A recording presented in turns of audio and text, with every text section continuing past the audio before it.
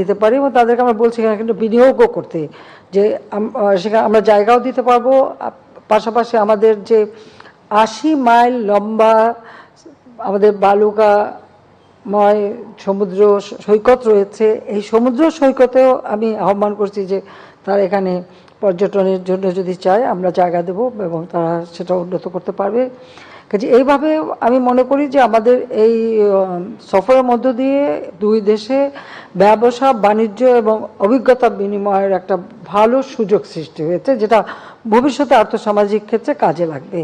আর যেহেতু থাইল্যান্ড আসিয়ানভুক্ত দেশ আর সেই সাথে বিমস্টেকের এখন সভাপতি, আর বিমস্টেকটা আমরাই প্রথম প্রতিষ্ঠিত করেছিলাম, আমি এখানে একজন প্রতিষ্ঠাতা সদস্য হিসাবে আছি।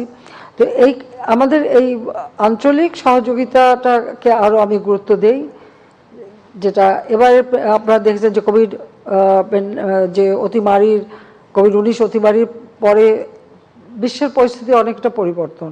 আর তাছাড়া ওই যে ইউক্রেন রাশিয়া যুদ্ধ, এখন প্যালেস্টাইনে যে গণহত্যা ইসরায়েল কর্তৃক চলছে, সব কিছু মিলে যেমন একটা অবস্থা সৃষ্টি হয়েছে, সেখানে আমাদের প্রতিবেশী দেশগুলির সঙ্গে আমাদের সম্পর্ক আরও সুদৃঢ় হওয়া এবং আমাদের আর্থসামাজিক উন্নয়নের ক্ষেত্রে আমরা কিভাবে মত বিনিময় করে অভিজ্ঞতা বিনিময় করে আমরা আমাদের দেশের মানুষের কল্যাণ করতে পারি, সেটাই উপরে আমি গুরুত্ব দিচ্ছি। সেটাই বড় প্রাপ্তি বলে আমি মনে করি। ধন্যবাদ।